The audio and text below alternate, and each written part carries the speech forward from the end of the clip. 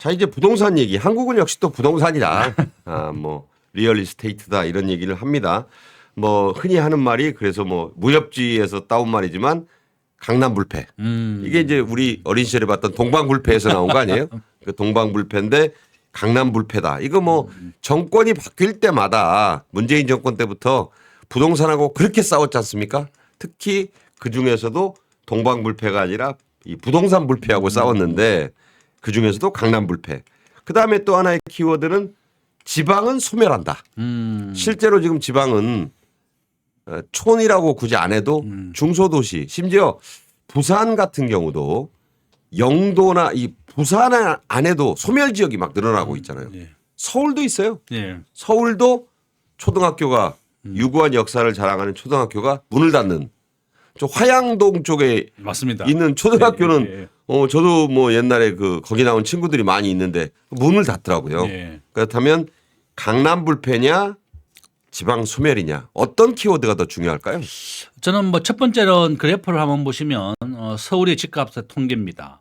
뭐 저는 뭐 경제학자니까 통계로 뭐 다 항상 보여드리는 그게 좋아요. 것입니다. 예. 네. 뭐 가장 공정하고 뭐 치우치지 않는다. 일단 자료를 보시면 서울의 집값은 KB 부동산 시세로 그래프를 그린 겁니다. 저게 86년부터 예. 90% 확률로 오르고 있습니다. 계속 오르네요. 이게 결정 계수가 이제 우리가 R 자성이라고 부르는데 살짝 완만하게 떨어졌던 적도 있지만 예, 조정은 좀 내렸다고 하는 말을 조정이라고 부르는데 좀 내리기는 했지만 일시적으로 장기적으로는 계속 오른다는 걸 보여주고 있습니다. 저 한번 보시면 97년도 IMF 때 이제 집값이 좀 내렸습니다. 네. 그렇지만 장기적으로는 계속 오르더라. 그 90% 확률이다 이렇게 보시면 되겠고, 자 우리가 이제 7% 이하가 되면 집값은 계속 오릅니다. 이제 그걸 좀 꼭 보셔야 되겠고 네. 결론은 이제 서울의 집값은 장기적으로는 계속 오른다. 그래서 이제 우리가 계속 이제 그 우량한 주식 한강 이남 특히 이제 분양을 받아야 된다고 제가 얘기하고 있는 거고, 자 요겁니다. 제가 앞에서 말씀드린 이번 상반기에 있는 겁니다. 반포 아파트 1,800세대 분양합니다. DH 클래스트. 예. 저게 이제 2,000세대 5,007가구의 일반 분양이 1,803세대네요. 엄청나게 많이 나옵니다. 그러니까 반포 1단지 아파트고 조금 여기가 32평이 70억 정도 합니다. 시세가. 그러니까 분양가는 27억이에요. 당첨과 동시에 50억 남는다 이렇게 보시면 되겠습니다. 근데 그거 예. 당첨돼도 예. 돈을 내야 되는데. 그렇죠. 뭐 계약금 20% 내고 무조건 주위에서 빌려서라도 해야 되겠죠. 네. 전 이렇게 말씀드리고, 요게 이제 우리나라의 가장 비싼 아파트 20억에 분양했는데 30평. 저 뭐 70억. 이해훈 전 그 의원 그 네. 기획예산처장관 되려다가 맞습니다. 그 못된 원인이 된 게 바로 저 원펜타스 아니겠습니까? 맞습니다. 예, 바로 예. 그 동네죠. 원펜타스. 예. 자, 요게 이제 앞에서 말씀드린 청약 통장에 대한 점수 이야기입니다. 네네. 이게 17점이 만점인데 이게 15세부터 점수가 1점씩 쌓입니다. 1년에 1점씩. 그렇네요. 우리 자녀들을 꼭 만들어 줘라. 그러니까 저게 점수가 어쨌든 높게 나와야. 맞습니다. 그때도 이해훈 씨도 저거 무리하게 하려고 맞습니다. 장남 부부 결혼 그 신고 늦게 하고 뭐 혼인 신고 늦게 하고 그런 일이 있었죠. 예, 부양 가족 수가 이제 35점인데 한 사람이 5점 정도 돼요. 그러니까 장남이 결혼했지만 혼인 신고를 6개월 정도 늦춰서 당첨되고 난 다음에 이제 혼인 신고했다는 거죠. 어쨌든 뭐 굉장히 이런 제도를 잘 알고 좀 똑똑한 겁니다. 그죠? 뭐 그 장관만 안 되려고 했으면 뭐 돈은 많이 벌 수 있었죠. 맞습니다. 네. 그렇다고 보시면 돼요. 지금 서울의 아파트 평균 대금이 지금 한 15억 정도 넘었습니다. 작년에 만들 때 14억이었으니까. 전체 서울 평균이에요. 서울의 평균입니다. 네. 서울의 평균이 그렇다 이렇게 보시면 되겠고, 저는 노무현, 문재인 대통령, 이재명 대통령인데 지금 대출을 억제하는 정책을 했더니 문재인 대통령 때 100% 올랐습니다. 저게 이제 문재인 정권 때 106.3% 예. 아주 치솟았죠. 지금 이재명 대통령 똑같은 정책을 하고 있습니다. 집값을 잡으려면 이명박 대통령 주택 공급을 엄청나게 했습니다. 그래서 저렇게 짤막한 거예요. 네. 그 당시에는 그린벨트에도 아파트를 지었어요. 그래서 저는 이제 서초동, 강남 가보면 수서에 대규모 임대 아파트 많이 지었습니다. 있죠. 저는 이런 그린벨트라도 좀 집을 지어서라도 집값을 좀 잡아라. 이게 그러니까 이제 결국은 그 김현미 문재인 정권 때 그 국토부 장관이 한 얘기가 지금도 기억이 나요. 아파트가 빵이면 밤새 구워내련만 점점점. 그게 무슨 얘기냐? 결국 공급이 없이 네. 부동산은 잡히지 않는다는 얘기 아닙니까? 그래서 이제 김현미 장관 그 뉴스를 보고 우리 경제학 원론에 그런 얘기가 있습니다. 아파트라고 하는 것은 짓는데 평균 10년, 그렇죠. 재건축은 15년 정도 걸립니다. 그 이제 전부 정리하고 내보내고 맞습니다. 뭐 그렇죠. 그래서 이제 아파트라고 하는 것은 공급 탄력성이 낮다는 겁니다. 그 짓는데 10년 이상 걸린다는 거고 이재명 대통령 아파트 공급에 대한 공릉동에 골프장에 아파트 짓겠다고 했는데요. 그게 착공이 2030년이에요. 네. 그 4년 뒤다. 이렇게. 거기는 또 주민들이 다 반대한대요. 왜냐하면 맞습니다. 태릉 골프장이 워낙 경관이 좋아서 네. 그 주변 분들은 그 아파트 뷰, 네. 그러니까 저 골프장 뷰, 그거 너무 중요시하기 때문에 주민들이 원치 않는다고. 맞습니다. 네. 이게 그래프 한번 보시면 서울에 입주할 물량인데요. 한 5만 세대 정도가 매년 입주를 해야 되는데 2026년 한번 보세요. 올해 한 12,000세대입니다. 저게 저렇게 짧잖아요. 예. 2027년 더 줄어요. 8,000세대 정도 보고 있고 지금 현재 한번 보시면 2027년 7,000세대 전국도 지금 80% 90% 급감을 하고 있습니다. 집이라고 하는 것은 이렇게 짓지 않으면 급감을 하게 되고 짓는데 10년 정도 걸린다 이렇게 보시면 아니, 그러니까 되겠죠. 제가 여기서 중간에 꼭 여쭤보고 싶은 게 지금 나프타 때문에 나프타는 무슨 플라스틱 용기 비닐봉지만 만드는 게 아니라 수술용 장갑 수액 팩만 만드는 게 아니라 이른바 콘크리트 양생에 꼭 들어가야 되는 혼화재 이게 또 나프타가 원료라서 이게 없으면 아파트 공사를 못 한다. 그러니까 네. 아파트뿐만 아니라 모든 공사는 시멘트 타설을 해야 되잖아요. 이걸 못 하고 있어서 이게 나프타가 만약 이 난이 이어지면 네. 주택 공급이 지금도 아주 적은데 확 더 줄잖아요. 맞습니다. 그러면 이건 공급이 나중에 2, 3년 후에는 아주 감당 못하는 거 아닙니까? 맞습니다. 지금 뭐 전쟁 때문에라도 공급이 좀 크게 줄고 있고 이 그래프에서 보듯이 지금 집값이 90% 급감을 했고 정부가 또 실거주라든지 2년씩 이렇게 되니까 그러니까 공급이 급감했다는 거죠. 예. 네. 서울이 지금 전세가 씨가 말랐습니다. 없죠. 90% 정도 급감을 하고 있습니다. 전세는 제가 보기엔 부동산에 지나가다 봐도 다 반전세 반월세예요. 맞습니다. 그래서 보시면 우리나라 지금 수도권에 자기 집을 가진 사람은 55%입니다. 아, 우리나라 국민의 절반은 지금 자기 집이 없다. 그러니까 정확히 말하면 45%는 집이 없네요. 집이 없습니다. 네. 뭐 전국으로 보면 한 70% 정도 되지만 우리나라 국민 3천만 명이 지금 수도권에 살고 있거든요. 그렇죠. 서울, 경기, 인천이죠. 서울, 경기도 네. 바로 이제 그런 이유다 이렇게 볼 수가 있고 이건 서울의 집값에 대한 그래프인데요. 도봉구와 서초구가 한 7배 정도 차이 납니다. 저 밑에 도봉구가 2억 7,700 정도인데 네. 서초구가 9억이니까 예. 그냥 눈대중으로 봐도 5배 가까이 돼요. 그렇습니다. 4배가 넘어요. 최근에는 7배 가까이 이제 벌어지고 있고 이렇게 이제 서울에 2015년이 그랬는데 네. 2025년의 격차는 그야말로 뭐 더 벌어졌다. 더 벌어졌다. 이거죠. 28억 대 지금 5억이다. 예. 아, 저는 뭐 정부가 어떻게 하면 부동산 가격을 잡을 것이냐. 이거 좀 꾸준하게 아파트를 공급하는 겁니다. 그렇죠. 예, 그래서 정부가 좀 규제를 좀 하지 말고 제가 있는 세종대학에 이제 문재인 정부 때 변창흠 국토부 장관이나 기억납니다. 예, 김수현 정책실장이 이제 두 분이 있어서 저하고는 친해요. 자주 네. 만나고 그럽니다. 그래서 예. 결론은 이제 자기들도 이렇게 단독 세대주가 이렇게 급증할 줄 몰랐다는 겁니다. 지금 현재 서울에 혼자 사는 사람이 42%입니다.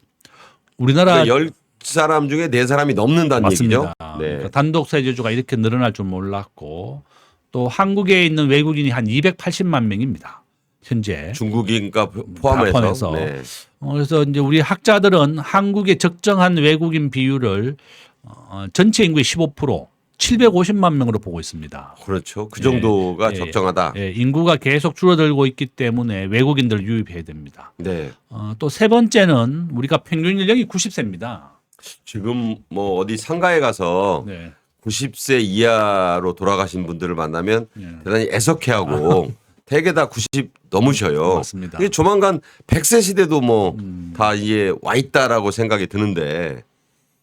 그래서 결론은 이와 같이 인구는 감소하지만 집값이 오르는 이유다고 보고 있고 저는 이런 추세라면 서울의 집값은 한 10년간 더 오른다 이렇게 보고 있습니다. 앞으로도. 예. 그러면 2020 적어도 한 36년까지는 집은 맞습니다. 계속 올라갈 거다. 예. 그래서 저는 이제 정부가 꾸준하게 주택을 공급하고 그린벨트에라도 집을 짓겠다. 획기적인 공급 대책을 좀 마련해 달라. 그러니까 그게 아까 네. 정부별로 아까 그 교수님이 보여준 데 따르면 이명박 정부 때로 돌아가서 그때의 주택 정책을 좀 참고했으면 좋겠어요. 맞습니다. 저는 막 그린벨트는 지금 우리가 집을 지어도 되는데 환경 문제 때문에 못 하고 있는데 일단은 뭐 그런 거를 좀 감안해서라도 주택 공급을 늘린다면 저는 집값을 잡을 수가 있고 우리 서민들이 좀 집을 가져야만 안정이 됩니다. 그렇죠. 그래서 저는 청년 세대 또 우리 국민들을 위해서 정부가 좀 이런 혁신적인 정책 좀 주택 공급을 늘려달라 이렇게 부탁을 그러니까 드리겠습니다. 이 좌파 정권의 그 이야기를 좀 제가 해보자면 이제 교수님은 경제적으로만 분석을 하시는데 정치적으로는 이런 게 있어요. 그러니까 집을 갖게 되면 소유하게 되면 보수화된다라는 그런 어떤 그 좌파 정치인들의 그 믿음 같은 게 있어서 그래서 이제 임대주택을 선호하고 이 정부가 주는 집에 빌려서 살다가 소유는 하려고 하지 마라. 자꾸 이런 이제 말들이 나오거든요. 그런 점은 이 이념을 떠나서 아니 깨끗하고 넓고 이런 집에서 가족들과 함께 그 살면서 재산 가치도 오르는 거기를 바라는 거는 인간의 기본적 욕망 아닙니까? 맞습니다. 그래서 저는 우리가 이제 의식주가 필수죠. 옷하고 먹는 거하고 주거입니다. 필수다. 그래서 지금은 이제 이렇게 강남에 아파트 당첨되면 왜 30억씩 남느냐 하면 분양가 상한제 때문에 그렇죠. 그렇죠. 그래서 분양가 상한제가 부동산 가격을 아무리 높게 분양을 하더라도 필수제다 보니까 네. 국민들이 분양을 받을 수밖에 없다. 그래서 이제 그런 분양가를 막기 위해서 이제 분양가 상한제를 했었는데 지금 이렇게 대규모 차익이 발생하고 있습니다. 네. 그래서 저는 뭐 어쨌든 정부가 공급을 꾸준하게 늘리고 꾸준하게 발표해야만 주택 가격을 잡을 수가 있습니다.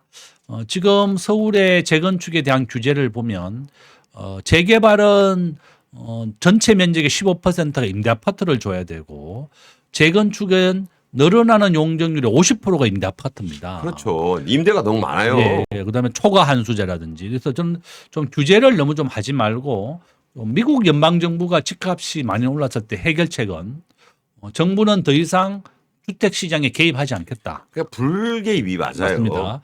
시장 경제에 맡겨서 수요와 공급에 의해서 가격이 결정대로 하겠다 이렇게 선언을 했습니다.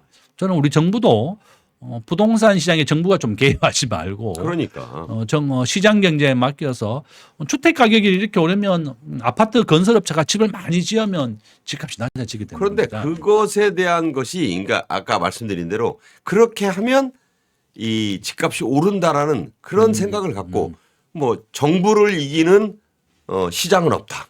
이런 그 사실 이게 안 맞는 말이잖아요. 어떤 그 정부도 시장을 이길 수 없다가 맞는 것 같은데 시장을 향해서 정부를 이기려 하지 마라. 이건 좀 곤란하지 않을까. 좀 말씀하신 대로 그런 것을 어쨌든 그러니까 집값은 오르게 돼 있다. 이 맞습니다. 점에서 투자 전략의 중요한 포인트로 자기 형편에 맞는 집을 살 수 있는 분양받을 수 있는 쪽으로 투자 포인트를 가져가야 된다. 저는 이제 한번 항상 얘기하는 게 아파트 분양을 받는 게 제일 좋고 한강 이남이 제일 좋다. 네. 그다음에 지하철 종점. 역세권. 예, 지하철 종점이나 5호선 종점. 제가 살고 있는 동네 특히 5호선 종점입니까? 종점지기 제일 좋습니다. 왜냐하면 종점을 기점으로 해서 계속 발전하게 됩니다. 3호선 종점은 오금역이고요. 5호선 종점은 하남, 강동구, 그다음에 거여 마천입니다. 살려면 중간 말고 예. 끝에다가 종점이 제일 싸고 제일 발전 가능성이 거기서 있다. 또 뻗어나간다. 맞습니다. 네, 그런 말씀을 지금 주셨습니다. 종점에 투자해라. 맞습니다. 버스 종점, 지하철 종점 투자하는 게 좋고 한강 이북보다는 한강 이남이 더 발전 가능성이 높더라. 그래서 오늘 이 방송을 보시면 꼭 청약 통장을 확인해 보시고 네. 이번 달에 꼭 청약 통장을 활용해라. 우리가 운이 좋아서 당첨되면 갑자기 1% 부자가 될 수 있다. 이렇게 말씀을 드립니다. 그러니까 아재 개그지만 마포 종점이라는 얘기가 유행가가 떠오릅니다. 지금 마포 난리가 났죠. 옛날 얘기고요. 자, 그 다음으로 이제 우리가 앞으로 찾아야 될 투자의 맥, 이 투맥은 이런 게 있어요. 그러니까 부동산도 좋고 금이나 주식 투자 물론 다 이제 좋은 말씀을 쭉 주셨는데 자, 지금 당장 이 청년들의 실업률이 44%에 이르고 있다 보니 자영업을 하는 청년들이 많습니다. 네. 스타트업뿐만 아니라 여러 가지 요새 뭐 TV 틀어보면 트는 데마다 먹방이에요. 다 맛집으로 막 나오고 그래서 이 자영업 뭐 여러 가지가 있습니다. 자영업과 또 직장인 이렇게 두 가지 부류잖아요. 결국 직장에 대학이든 어떤 학교를 나와서 자기가 원하는 직장에 가는 것과 아니면 자영업이죠. 그거 이도저도 아니면 노는 거니까 그렇다면 직장인은 직장인대로 자영업을 하는 분들은 자영업을 하는 분들대로 살아남기 위해서 필요한 게임 용어입니다만 치트키가 뭐가 있을까? 제가 뭐 앞에서 아까 보여줬던 그걸 한번 보면서 설명하면 제일 좋겠습니다. 저는 우리 직장인들이나 뭐 자영업자들이 살아남는 방법 제일 중요한 것은 이제 그겁니다. 직장인들은 직장에서 1등이 돼야 되겠죠. 직장에서 최고로 열심히 해라. 1시간 먼저 출근하고 1시간 늦게 퇴근해서. 그러니까 뭐 점심시간 예, 맞습니다. 좀 빨리빨리 단축해서 예. 일 열심히 하고 직장에서 최고가 돼야 됩니다. 담배 피우러 나가서 시간 너무 보내지 말고 뭐 그런 말씀이에요. 맞습니다. 그래서 네. 직장에서 최고가 되고 제가 이제 한국의 1% 부자가 되는 가장 빠른 방법은 아파트 청약이라 그랬습니다. 그죠? 아까 말씀하셨죠. 예, 한강 이남에 한강 이남에 아파트 그리고 주로 종점에 살아 이제 그 네. 얘기고 그 다음에 우리가 1등 주식을 4분의 1씩 사라 그랬습니다. 제가 그죠? 4분의 요겁니다.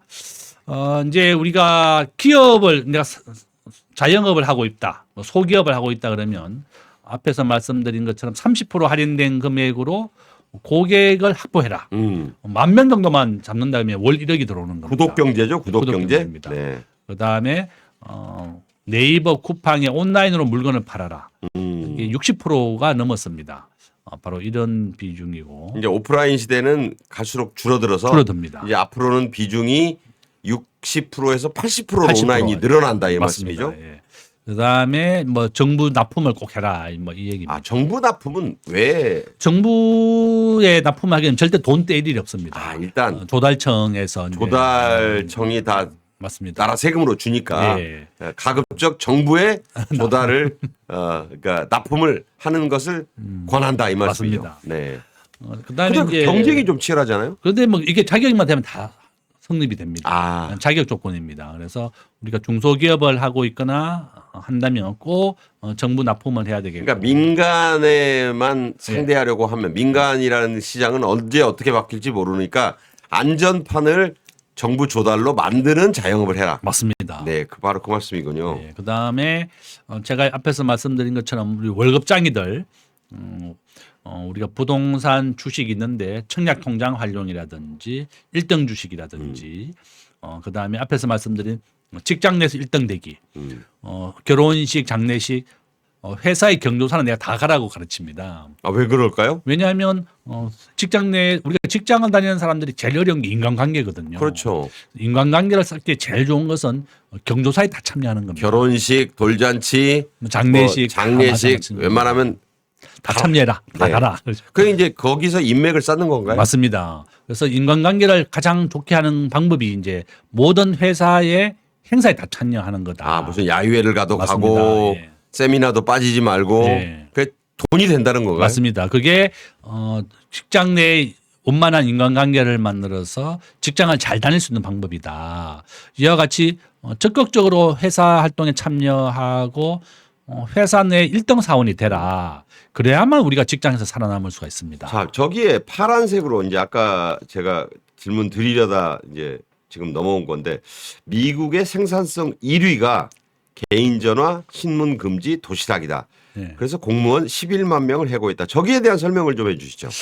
미국의 노동 생산성은 세계 1등입니다.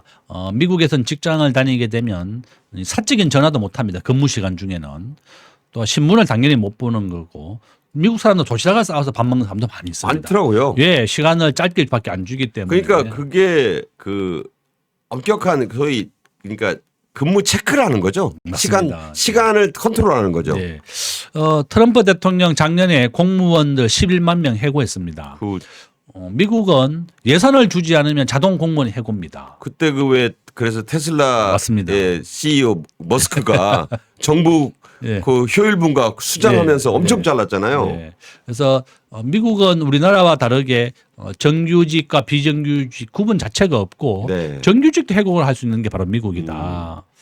한국은 You're fired라고 맞습니다. 트럼프 대통령이 그 어프렌티스 프로그램에서 그 단골이잖아요. You're fired. 네, 맞습니다. 그래서 우리나라가 이제 노동 생산성을 올려야 되겠고 미국처럼 이렇게 열심히 일하는 분위기를 만들어야 된다. 저는 우리 직장인들도 성공하기 위해서는 이와 같이 직장 내에서 1등 사원이 되라. 또 이렇게 말씀을 드리겠습니다. 자, 그리고 한국의 1% 부자의 기준은 아까 말씀을 주신 대로고, 자, 급여 부동산, 뭐 주식, 사업, 창업 알겠는데, 자, 신산업 아이디어라고 하시면서 괄호 안에 비트코인 1,500조라고 쓰셨어요. 자, 저 신산업 아이디어 비트코인 1,500조 의미가 뭡니까? 이렇게 신산업에 대한 아이디어만 내도 1,500조 부자가 된다는 겁니다.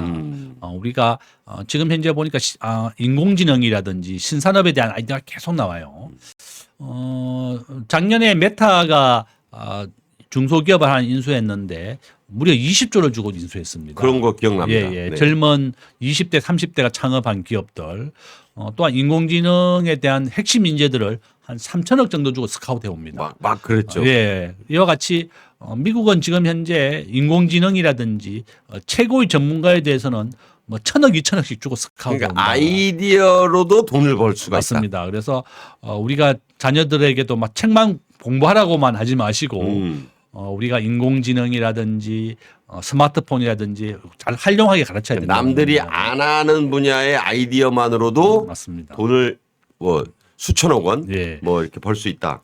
우리가 비트코인이라는 걸 생각도 못 했는데 이런 비트코인이라고 하는 신산업의 아이디어를 냈고 지금 현재 그 가상화폐가 전 세계에 한 3만 개 정도 있습니다. 그래서 우리가 과거에는 이런 산업이 없었죠. 비트코인 같은 게. 바로 지금은 이 4차 산업혁명 시대이기 때문에 이런 비트코인을 만들어내는 시대다. 이렇게 말씀을 드립니다. 자, 경제신문을 하나 좀 읽어라는 얘기는 경제 공부를 해라는 걸로 맞습니다. 이해가 돼서 굳이 뭐 매일경제나 한국경제 아니라도 경제지는 좀 많이 있잖아요. 맞습니다. 그래서 제가 이제 경제지가 우리 대학생이 경제지를 보면 한 달에 10,000원입니다. 50% 할인이 돼주거든요. 대학생은 예, 50% 할인입니다. 50% 2만 원 아닙니까? 예, 그러니까, 네. 그래서 저는 결론은 이 경제신문을 한 개 구독하는 것도 좋은 아이디어다. 그러니까 10,000원이면 예. 50% 할인해서 10,000원이면 식사 한 끼 값만 맞습니다. 아껴도 그 안에 돈이 있다는 거잖아요. 맞습니다. 그러니까 뭐 돈 주고 아까우면 10,000원이라도 뭐 스마트폰이라도 봐라. 세상 돌아가는 걸 알아야 되겠고 뭐 아파트 분양이라든지 금융에 대한 전망을 가장 잘 알려주는 게 경제신문이고 또한 우리 자녀들에게도 부자가 되라고 가르치자. 이렇게 말씀을 드립니다. 자, 그리고 이제 저거는 4번은 당연한 얘기 같기도 하지만 쉽지는 않아 보이는 게요. 속지 않기, 사기당하지 않기. 그러니까 말은 쉬워요. 그럼 어떻게 해야 사기를 안 당할까? 이것도 노하우가 지금 있다는 말씀으로 들려요. 우리가 이제 폰지 사기라고 하는 것을 돌려막기 사기라고 부르는데요. 우리가 국민은행의 적금 이자가 3%입니다. 네. 우리가 3%보다 더 높은 이자를 주는 것은 다 위험하다 이렇게 보시면 됩니다. 제가 우리 집 앞에 새마을금고 있는데 적금이자 5.5% 줍니다. 마을금고 그런데 많이 주더라고요. 많이 주죠. 그럼 이제 우리 지금 새마을금고는 지금 전체 금고의 한 20% 부실입니다. 그러니까 이제 5개 중에 하나는 부실하다. 부실하다. 그러니까 우리가 국민은행의 적금이자는 3%인데 2배 가까이 더 많이 주는데 당연히 위험하다는 겁니다. 그러니까 이유 없이 예. 고율의 이자를 보장하는 것은 일단 의심해라. 의심하라는 겁니다. 그래서 뭐 누가 연 20% 준다, 30% 준다고 하는데 다 위험하고 사기다 이렇게 보시면 되겠다. 하긴 그 멀쩡한 그 우량은행이나 투자사가 3%밖에 안 주는데 이유가 있지 않겠어요? 맞습니다. 그러니까 위험한 게 많이 남는다는 말도 있지만 자칫하단 애써 모은 재산 통째로 날릴 수가 맞습니다. 있다. 근데 이건 우리나라 금융 그 보호 한도가 있잖아요. 해당이 안 됩니까? 우리나라 금융보험의 예금자 보호가 1억까지입니다. 그러니까 9천만 원만 예금해야 됩니다. 우리나라 예금자 보호에서는 원금과 이자가 1억을 넘으면 보호해주지 않습니다. 한 기관당인가요? 합산인가요? 한 기관당 1억입니다. 그러니까 이제 국민은행이다 이러면 내 이름으로 9천만 원만 넣어라. 그러면 다른 자녀나 뭐 배우자 이름으로 넣어라.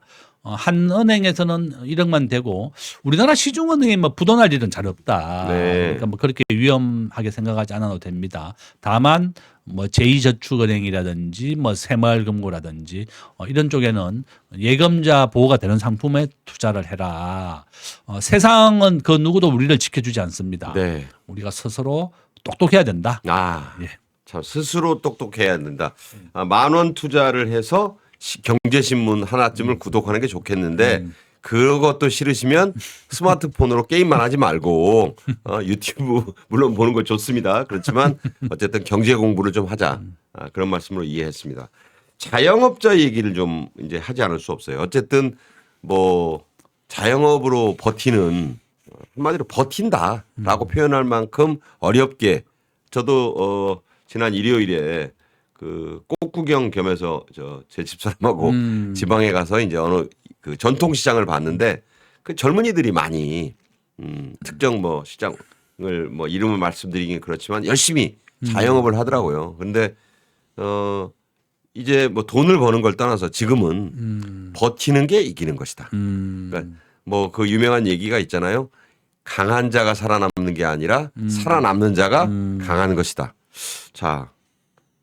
단순히 쓸 거 안 쓰고 뭐 그런 것만으로는 힘들다는 것이 지금 많은 분들의 지적이고 그렇다면 그냥 단순히 뭘 안 써서만 이게 버텨서 살 수 있는 건 아니잖아요.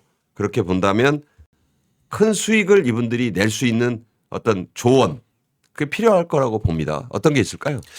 저는 뭐 앞에서 여러 가지 방법을 얘기했습니다. 그죠? 월급을 모아서 부자가 되는 방법, 또 주식과 부동산 창업을 해서 부자가 되는 방법. 네. 우리나라의 부자들의 평균을 한번 보시면 80%가 다 부동산으로 이루어져 있습니다. 그렇죠. 이제 우리 수도권에 다 몰려 있기 때문에 저는 그렇다고 보고 있고. 또한 우리 자녀들에게도 청약 통장을 꼭 만들어 주라고 얘기했고 저는 우리 중소기업이나 소기업 우리가 이제 소기업이나 자영업이 5명 미만의 기업을 말하거든요. 5인 미만. 예. 4명부터네요. 1, 2, 3, 4. 예. 이분들이 지금 가장 어려운 상황이고 또 월급 장기도 굉장히 어렵죠. 그래서 저는 뭐 이렇게 위기를 탈피할 수 있는 가장 좋은 방법이 곧 내가 두 번째에 써놓은 겁니다. 우리가 급여를 받는다면 급여의 한 절반 정도를 투자 좋은 종목, 1등 종목이라든지 청약 통장에 꼭 넣으라는 겁니다. 그러니까 자영업 하는 분들은 이게 수입의 그 급여처럼 생각해도 맞습니다. 됩니까? 수입 그렇게 하면 되죠. 그러니까 돈을 벌어서 예. 그 할 수 있는 게 역시 그 직장인들과 같이 행동해봐라. 맞습니다. 네. 자기 자영업으로 온다면 그 소득의 4분의 1을 1등 주식에 사라. 그다음에 또 이런 주식과 창업 기업을 내가 유지하는 방법은 제가 말씀드렸습니다. 구독 경제. 내가 식당을 한다, 피자집을 한다. 그러면 이 피자를 10,000원에 판다면 뭐 한 30% 20% 할인하면 매달 만 원씩 내면 매달 뭐 피자 2판을 준다든지 그러니까 30% 할인된 금액을 준다. 독자를 확보해서 맞습니다. 싸게 파는 박리담회식으로 확장해 보는 것이 생존 전략이 아주 유용하다 맞습니다. 이런 말씀이고 예. 그 자영업자분들도 직장인들처럼 번 돈으로 부동산 또 1등 주식에 투자를 하는 맞습니다. 그러니까 이걸 그냥 지금 자기가 하는 음식 만들기에만 너무 집중하지 말고 이런 것으로도 안전판을 만들어야 된다. 맞습니다. 앞에서 말씀드린 것처럼 원달러 환율은 계속 오르고 있습니다. 그러면 네. 우리의 자산을 지키려면 원화 주식 자산만 가져서는 안 되고 달러 자산도 한 30%는 함께 분산해야 되겠고 미국 달러를 그러면 투자 대상으로 저는 할 수 있나요? 달러를 가지기보다는 아까 엔비디아라든지 주가 지수를 한다든지 그런 방법이 좋습니다. 미국의 탑10 주식, 가급적 1등 주식을 제일 조금씩이라도 사라 이런 말씀이죠. 그러니까 앞으로 이제 월급 받으면 4분의 1은 거기에 삼성전자와 엔비디아를 분산 투자해라. 그러니까 이게 한 번에 투자하면 시점이 안 맞을 수 있으니까 조금씩. 요새는 보니까 한 주 투자 말고 소수점 투자가 있어요. 맞습니다. 지금 소수점 투자 나왔죠. 네, 그 뭐 하루에 3,000원, 5,000원, 맞습니다. 만 원. 특히 온라인 증권사들이 그걸 많이 이게 상품으로 내놨더라고요. 네. 그래서 모으다 보면 한 주가 되고 맞습니다. 1점 뭐 몇 주가 처음에 이거 언제 모으지 했는데 어느새 5주, 10주가 되고 그러더라고요. 네. 그런 부분이 있다. 자, 이제는 이제 다 좋은 말씀을 많이 해 주셨는데 우리 김대중 교수가 물론 대학 교수로 계시지만 본인이 직접 실천하고 궁금한 분들이 있을 것 같아요. 많은 방법들 가운데 부자가 되는 습관. 뭐 지금 본인이 부자라고 생각하십니까? 저도 뭐 1% 부자가 되려고 노력하고 있고 뭐 제가 부자 트렌드 책에 보면 이제 그런 내용 자세하게 쓰여 있습니다. 네, 그 책을 이제 4,500원이니까 4,500원 커피값이다. 네, 커피값으로 그 문의하시면 온라인북으로 받아보실 수 있다는 말씀도 하셨고, 자 부자가 되는 습관, 헤빗이라고 그러잖아요. 네. 이 습관이 뭐 3살적 버릇이 8까지 간다. 그 습관 얘기거든요. 그러니까 좋은 습관을 들여주는 것이 부모가 자식에게 물려줄 수 있는 탈무드에도 그런 말이 나와요. 예. 뭐 낚시를 해서 고기를 주지 말고 낚시하는 법을 가르쳐라. 뭐 같은 맥락이 아닌가 싶은데 우리 김대중 교수의 부자가 되는 습관 중에 팁을 하나만 시청자분들께 하나 주신다면. 저는 이제 우리 자녀들에게 청약 통장을 다 선물했습니다. 제가 2만 원짜리 청약 통장을 해서 우리 자녀들은 이제 300만 원을 채워놨고 첫 번째 청약 통장을 만들어 줄 것. 예. 제일 중요합니다. 무조건 14세 전에는 만들어 주셔야 되고. 그러니까 한 살에 안 만들어도 네. 14살 전에는 무조건 만들어야 만들어라. 됩니다. 2만 원짜리 하나 넣어도 됩니다. 2만 원만 넣어두어도 된다. 맞습니다. 네. 두 번째는 저도 이제 직장이니까 저도 이제 월급 받으면 한 4분의 1씩 1등 주식 사고 있습니다. 근데 이게 궁금하네요. 한 살에 넣는 것과 2만 원을 네. 14살에 넣는 거 차이가 있습니까? 없습니다. 똑같습니다. 그냥 예. 넣기만 하면 된다. 예, 예. 네. 한 번은 14살 전에 무조건 만들어 줘라는 뜻이고 네네. 잊어버릴 수 있으니까 뭐 이 방송을 보면 그냥 2만 원짜리 하나 그냥 만들어 주고 돌에 저도 제 손자가 2달 뒤에 돌잔치인데 그 얘기를 해야 되겠네요. 네, 맞습니다. 그 돌 선물로 네. 돌잡이 대신에 청약 통장을 만들어줘라. 네.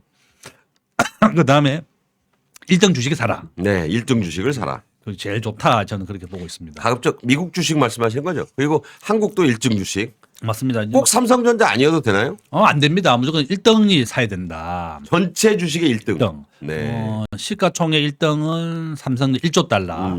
하이닉스는 800조. 네. 그러니까 뭐 2등이죠. 그러니까 2등은 원칙은 안 맞다. 원래는 1등 주식이다. 1등. 3전이다. 네, 그래서 그다음에는 미국은 엔비디아다. 엔비디아다. 네. 그래서 저는 뭐 하이닉스 삼성전자를 사라는 게 아니라 국내 1등과 미국의 1등만 사는 겁니다. 그러니까 1등만 잡아라. 1등만. 이제 종목이 1등이 바뀌면 작년 여름부터 이제 애플에서 엔비디아로 1등이 바뀌었습니다. 네. 그러니까 항상 1등 종목이 바뀌면 투자금을 전부 다 1등으로 바꾸는 겁니다. 네. 그러니까 한번 실천해 보시고 오늘 이 방송 보고 기념으로 한 주씩 사세요. 네. 엔비디아 한 20만 원 정도 합니다. 그래서 삼성전자와 엔비디아 누가 좀 빨리 가느냐 한번 비교해 보시면 좋겠다. 그러니까 이런 것도 가능하겠어요. 돌반지 대신에 뭐 예를 들어 금을 사는 것도 좋지만 주식을 1등 주식을 사서 손자에게 선물하든가 자녀에게 선물해 두면 네. 이것은 반드시 우상향하게 돼 있다. 맞습니다.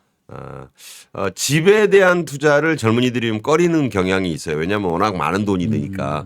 그러니까 한강 이남의 종점 중심의 청약 다 좋은데 돈을 어떻게 마련하죠? 제가 앞에서 말씀드린 것처럼 제일 작은 평수, 제가 살고 있는 저 올림픽 파크 포레움이라고 둔촌주공이라고 있습니다. 네네네. 거기는 18평을 6억에 분양했습니다. 언제요? 2022년이니까 3년 전이죠. 그러네요. 예, 그러니까 뭐 얼마 오래된 것도 아니고 어제도 있었죠. 반포에 14평. 그러니까 제일 작은 거 하시면 됩니다. 잠실에 10평도 있습니다. 그래서 이제 10평짜리 아파트가 있습니다. 상상은 잘 안 돼요. 그러니까 이제 18평, 뭐 10평 이런 아파트가 있으니까 내 자금에 맞춰서 내가 계약금을 낼 수 있거나 계약금을 빌릴 수 있을 정도 그 정도를 꼭 청약을 하시고 네. 내가 그것도 어렵다 이러면 그냥 한강 이남에 뭐 빌라라도 하는 것도 하나 좋은 방법이다. 이렇게 말씀을 드립니다. 네.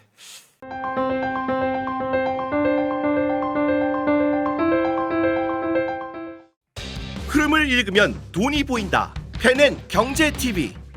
월화수목금 오후 4시 라이브 4. 경제의 핵심만 쏙쏙. 경제 픽설. 주식 시장을 읽는 눈. 머니 인사이트. 투자의 맥을 한 방에. 박상규의 투맥. 글로벌 투자 시그널. 세계를 보는 눈. 기업가 정신의 재발견. 기업가 열전 영웅시대. 당신의 통찰이 수익이 되는 시간 라이브 4. 매일 오후 4시에 라이브로 뵙겠습니다. 다른 영상도 즐기시려면 구독 버튼을 꼭 눌러주세요.